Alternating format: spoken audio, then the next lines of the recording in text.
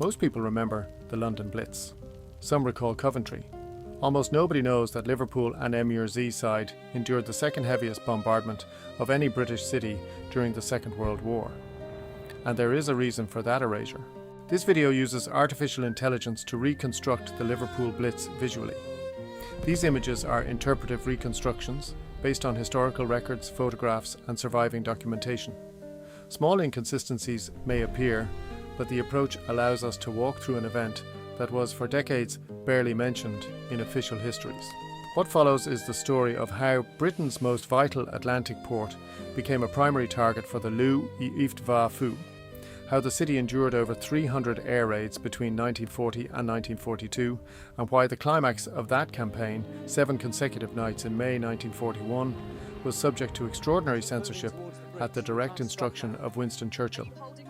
We begin with Liverpool's strategic position on the western approaches, move through the escalating raids of 1940, arrive at the devastation of May 1941, and close with the deliberate suppression of what had occurred. This is the history of a blitz that was ordered forgotten. Throughout the 19th century, Liverpool stood as the second largest commercial port of the British Empire, exceeded only by London itself.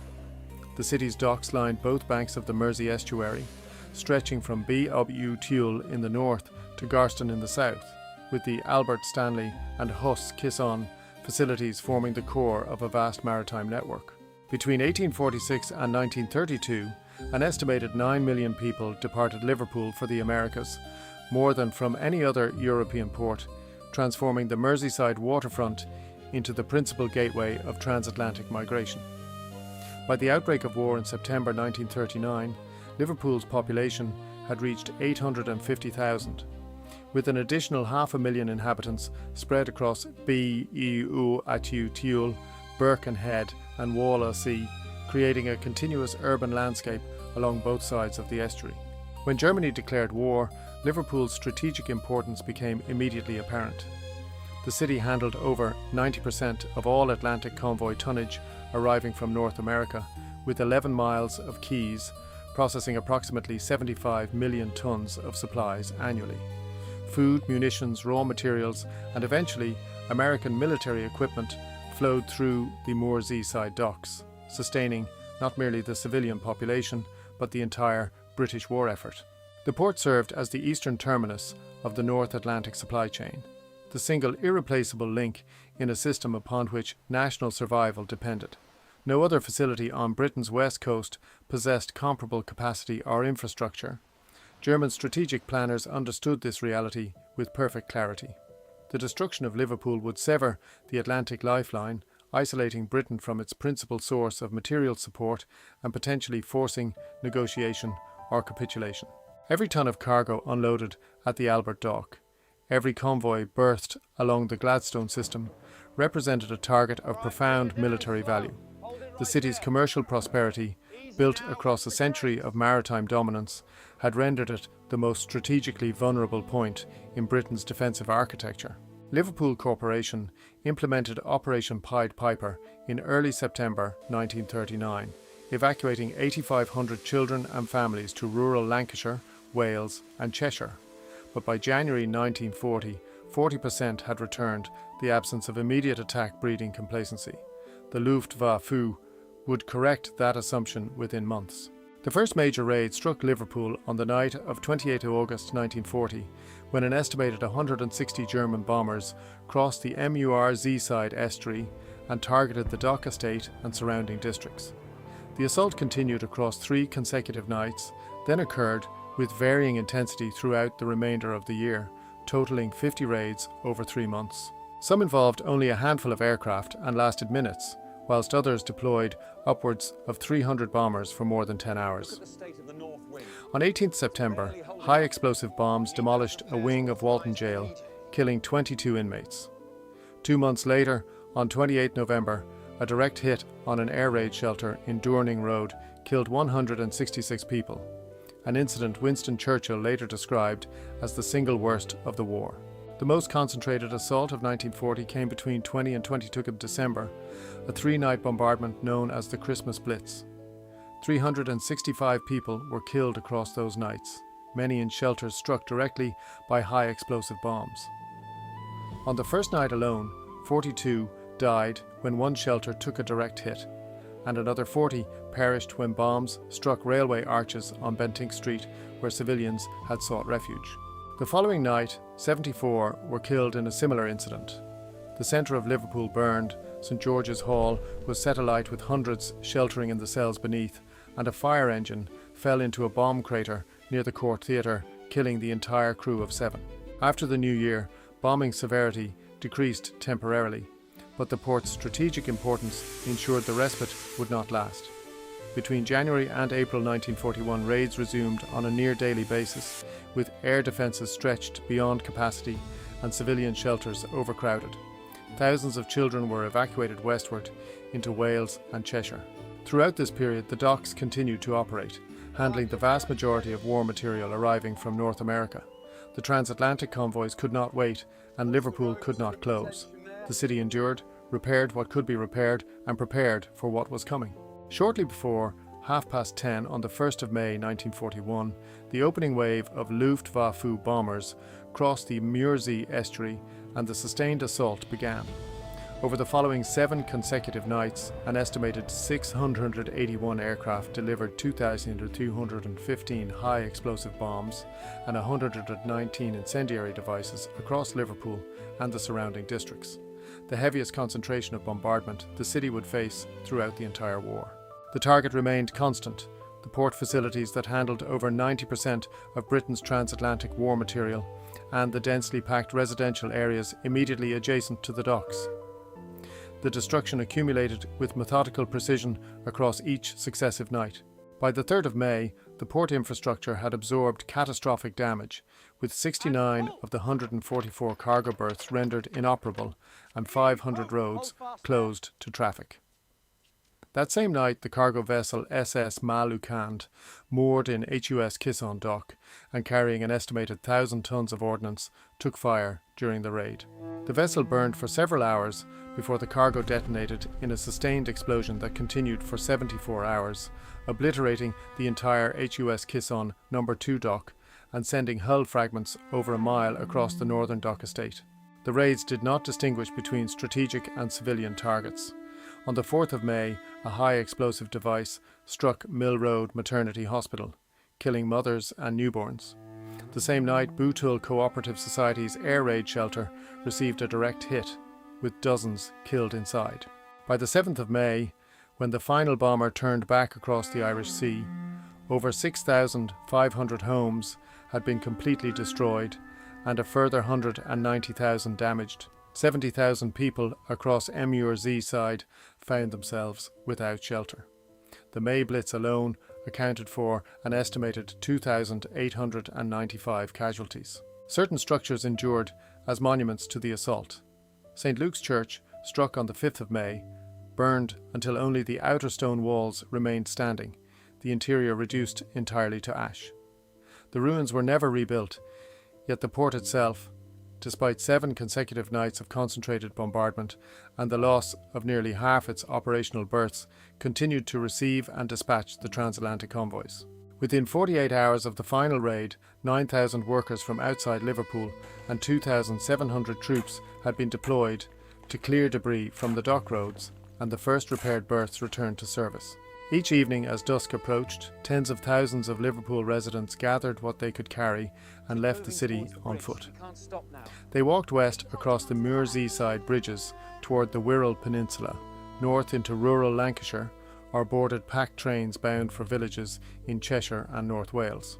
These were the trekkers, a civilian exodus that became routine after the May bombardment, and at its height the phenomenon moved an estimated 50,000 people out of Liverpool every single night.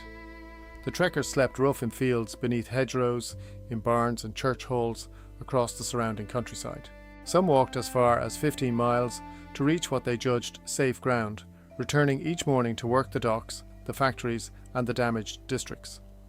The pattern repeated itself nightly for months.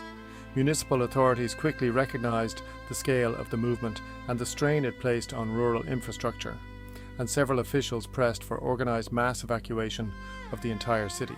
But Liverpool could not be emptied. The port handled over 90% of war material arriving from North America, and without the labour force to unload convoys, offload munitions and repair damaged berths, the transatlantic supply chain would collapse at its eastern terminus. The trekkers were therefore tolerated, even as they strained transportation networks and overwhelmed receiving villages. The city needed its population present during daylight hours, even if that population chose to flee each night. The tragedy of the SS city of Benares underscored the grim arithmetic facing Liverpool families. On 17th September 1940, the passenger liner departed Liverpool carrying 90 evacuee children bound for Canada under the government's overseas evacuation scheme. 4 days into the crossing, a German U-boat torpedoed the vessel in the mid-Atlantic. 77 of the children drowned. The sinking ended official overseas evacuation and demonstrated that even flight offered no certainty of survival. Liverpool could neither be abandoned nor made safe. The trekkers walked because remaining felt intolerable, yet the convoys still required unloading. And without Liverpool functioning, those convoys had no British destination left capable of receiving them. If this kind of careful reconstruction matters to you, consider becoming a channel member. Your support enables the research and visualization that documenting these moments requires. In February 1941, as the German bombing campaign against Liverpool reached its height, the Royal Navy established a command facility beneath exchange flags in the heart of the city. The Western Approaches Command, responsible for directing the entire Battle of the Atlantic, moved its headquarters into a purpose-built bunker 50 feet below the streets of the commercial district. From this fortified command centre, buried beneath a city under bombardment, the Allied convoy defence operations would be coordinated for the remainder of the war. The bunker housed hundreds of personnel, the majority of them Women's Royal Naval Service officers known as Wrens, who maintained a vast operations room where every convoy crossing the Atlantic and every known U-boat position was plotted and tracked continuously. Admiral Sir Percy Noble commanded from this underground facility until November 1942, when Admiral Sir Max Horton assumed control. The walls displayed floor-to-ceiling charts showing the entire North Atlantic theatre, updated hour by hour as intelligence arrived from across the ocean. Decisions made in these sealed rooms beneath the wreckage accumulating above determined which convoys would sail, which routes they would follow, and where escort vessels would be positioned. Liverpool, bombed repeatedly throughout 1940 and 1941, functioned simultaneously as a target and as the nerve centre from which Britain's maritime defence was directed. The bunker remained operational through every raid, its operations never pausing. The strategic paradox was absolute. The city that received North America's war material and coordinated its safe passage across the Atlantic was itself under sustained aerial assault. On 22nd June 1941, 7 weeks after the May Blitz had devastated the city, Hitler launched Operation Barbarossa against the Soviet Union. The Luftwaffe squadrons that had targeted Britain's western ports were reassigned to the Eastern Front. Liverpool's ordeal by bombardment effectively ended, not because the port had been neutralised, but because German priorities shifted eastward. The bunker continued its operations without interruption. The facility beneath exchange flags remained classified until the 1990s, decades after the war's conclusion. Liverpool had endured the second heaviest bombing of any British city, maintained the Atlantic supply line throughout, and housed the command centre that ultimately won the convoy war. All three functions had been conducted simultaneously, and for 50 years the third remained unknown.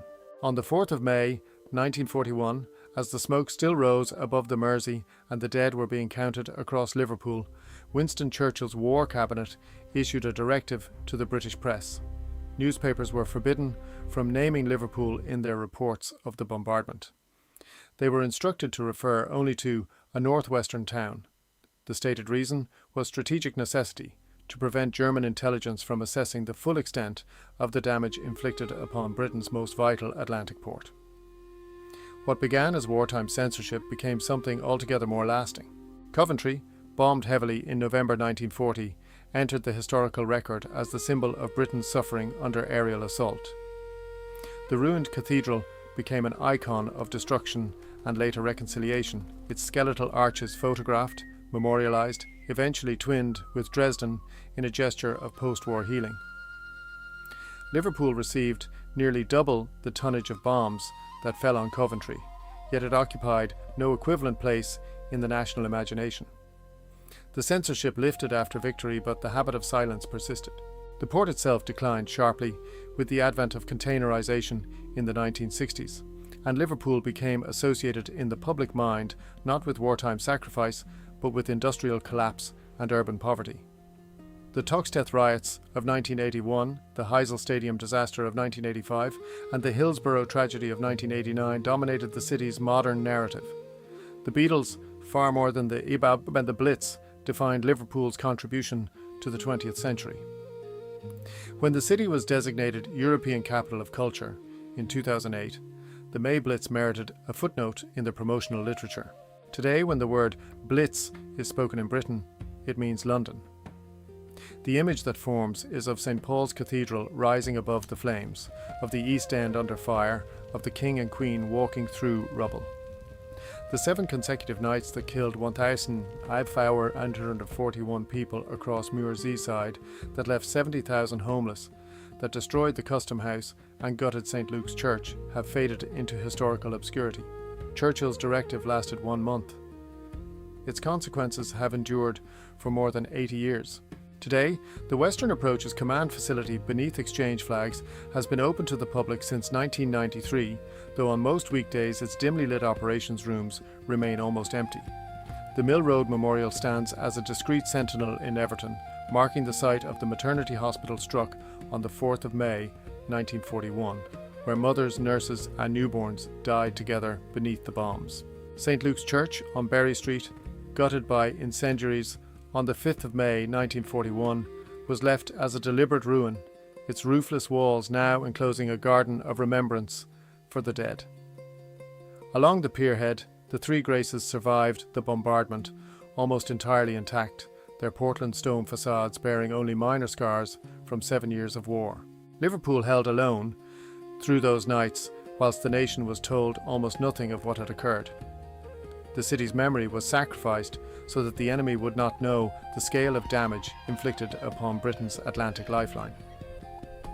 An estimated 4,000 died across Mersey, 2,716 within Liverpool itself, and 70,000 were left homeless by the sustained campaign against the second most bombed city in Britain.